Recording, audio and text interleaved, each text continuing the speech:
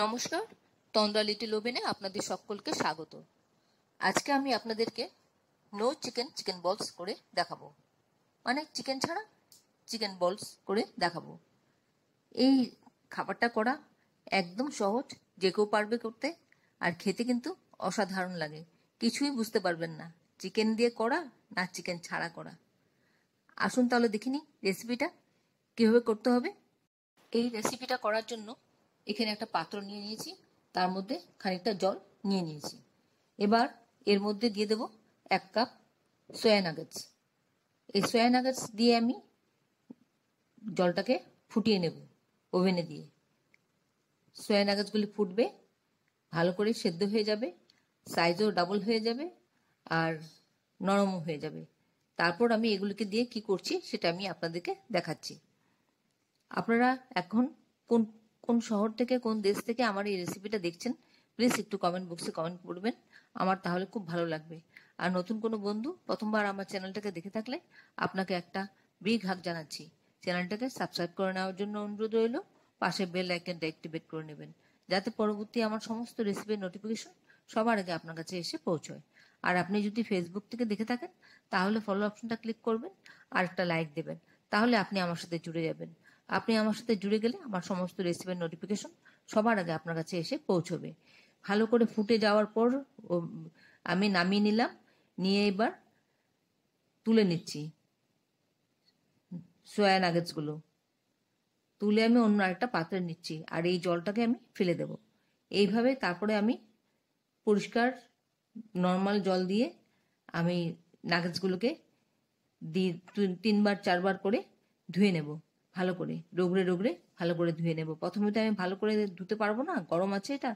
তারপরে যখন এটা ঠান্ডা হয়ে যাবে, এবার তারপর থেকে আমি হাত দিয়ে রগড়ে রগড়ে ভালো করে ধুয়ে নেব, যাতে এর ভিতর থেকে সমস্ত নোংরা টোংরা যা আছে সব বেরিয়ে যায়, আর যতটা কাঁচা গন্ধ আছে সবটা চলে যায়।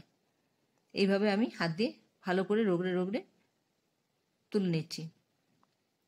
আপনারা যারা এখনো পর্যন্ত আমার চ্যানেলটাকে সাবস্ক্রাইব করেননি, ঝটপট সাবস্ক্রাইব করে নিন। আপনাদেরকে আমাদের মাঝে দেখতে পেলে আমাদের খুব ভালো লাগবে। দেখুন এইভাবে জলটা কাত করে ফেলে দিলাম। আবার নতুন করে জল নেব, নিয়ে আবার ধোবো এটাকে। এইভাবে 3বার 4বার করে ভালো করে ধুয়ে ভিতর থেকে সমস্ত যা নোংরা আছে সব বার করে দেব, আর তার গন্ধটাও চলে যাবে অনেকটা। ভালো করে এরকম নিংড়ে নিংড়ে তুলে নেব। তারপরে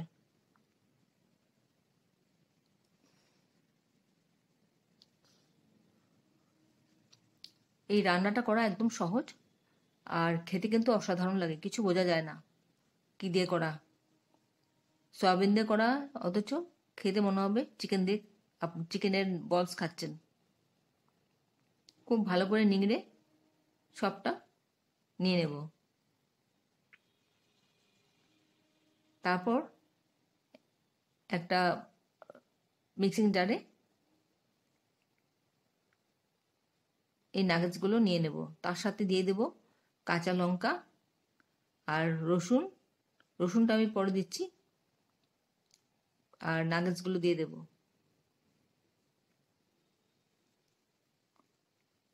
দিয়ে আমি একটা ফাইন পেস্ট তৈরি করব, ভুলে গেছিলাম, তাই রসুনগুলো দিয়ে দিলাম। এখানে বেশ অনেকটা রসুন আছে, 12টা 15টা মতন কোয়া আছে, রসুনের কোয়া। দিয়ে আমি এবার ভালো করে মিক্সিং জারটা লাগিয়ে পেস্ট করে নেব। জল কিন্তু দেব না, যতটা পারা যায় জল নিংড়ে আমি বার করে দিয়েছি, আর নতুন করে কিন্তু আর জল দেব না এর মধ্যে। পেস্টটা ভালো করে তৈরি না হলে এবার কি করব, এর মধ্যে একটা ডিম দিয়ে দেব। ডিমটা বাইন্ডিংসের কাজ করবে, আর তাছাড়া এই মিক্সিং জারে দিয়ে দিচ্ছি, ভালো করে পেস্টটা তৈরি হয়ে যাবে। একটা ডিম দিয়ে দিলাম,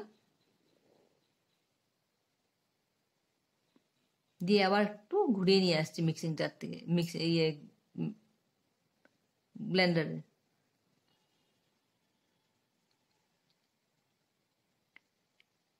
এবার বার করে নিচ্ছি।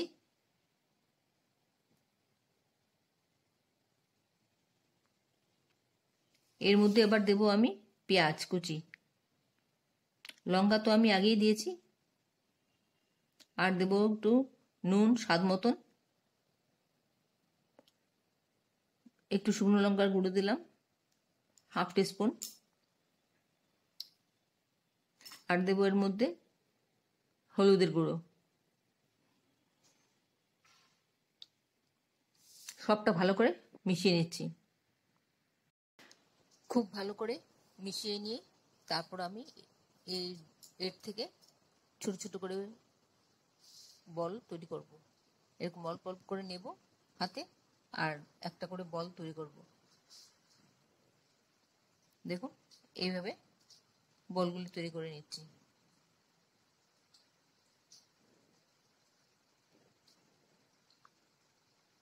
এইভাবে আমি একটা একটা করে বলগুলি তৈরি করে নিচ্ছি। আশা করি আপনাদের ভালো লাগছে আমার এই রেসিপিটা। যদি ভালো লেগে থাকে তাহলে একটা লাইক দেবেন, আর বন্ধুদের সাথে অনেক অনেক শেয়ার করবেন। আর অবশ্যই একবার এইভাবে তৈরি করে খেয়ে দেখবেন, বেশ ভালো লাগে। আর শুধু বল হিসাবে আপনি খেতে পারেন, ইচ্ছে করলে আপনি এই বলগুলি তৈরি করে তারপর কারিও করতে পারেন, বল কারি, দুটোই আপনি পারেন করতে চাইলে। এবার কড়াতে তেল দিয়ে দিলাম, সর্ষের তেল। আপনি চাইলে সাদা তেলও দিতে পারেন। তেলটা গরম হলে এর মধ্যে আমি বলগুলি দিয়ে দেব। এক এক করে বলগুলি দিয়ে দিচ্ছি, দিয়ে গোল্ডেন ব্রাউন কালার করে ভেজে তুলে নেব। আরেকটা হয়ে যাবে মনে হচ্ছে, একটু জায়গা করে নিই।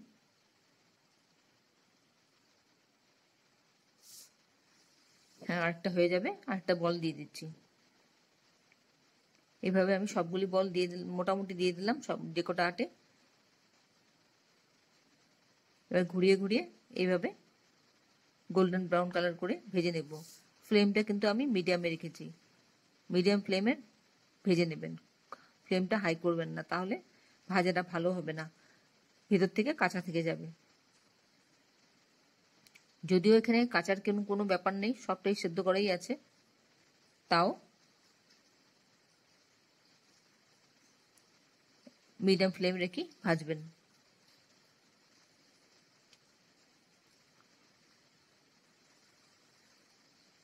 এতক্ষণ ধৈর্য ধরে আমার এই রেসিপিটা দেখার জন্য আপনাদেরকে অসংখ্য অসংখ্য ধন্যবাদ।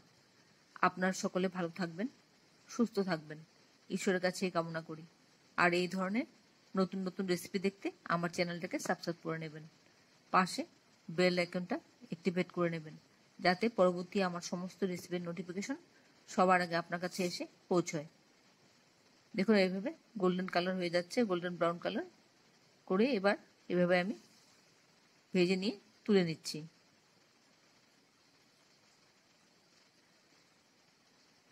এবার সেকেন্ড ব্যাচটা দিয়ে দিচ্ছি। সেকেন্ড ব্যাচে মাত্র 3টে হবে।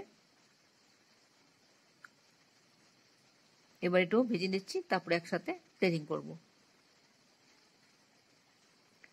আপনাদের যদি কোনো প্রশ্ন থাকে আমার এই রেসিপি সম্পর্কে কমেন্টসে জানাতে পারেন, আমি আপনাদের প্রশ্নের উত্তর দিয়ে দেব। দেখুন কত সুন্দর লাগছে বলগুলি। এইভাবে করে চায়ের সাথে দারুণ জমে যায়। বাড়িতে আপনারা খান বা গেস্ট আসলে করে দিন, সবাই খুশি হবে খেয়ে। আমি একটা ভেঙে দেখাচ্ছি আপনাদেরকে ভেতরটা। দেখুন কত সুন্দর হয়েছে, পুরো চিকেন বলসের মতন লাগছে, খেতেও কিন্তু ওরকমই লাগে, কিচ্ছু বোঝা যায় না।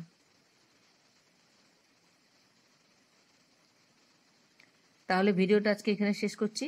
আবার দেখা হবে আপনাদের সাথে পরবর্তী অন্য কোনো এক রেসিপিতে। আপনারা সবাই ভালো থাকবেন, সুস্থ থাকবেন, নিজের খেয়াল রাখবেন, পরিবারের খেয়াল রাখবেন।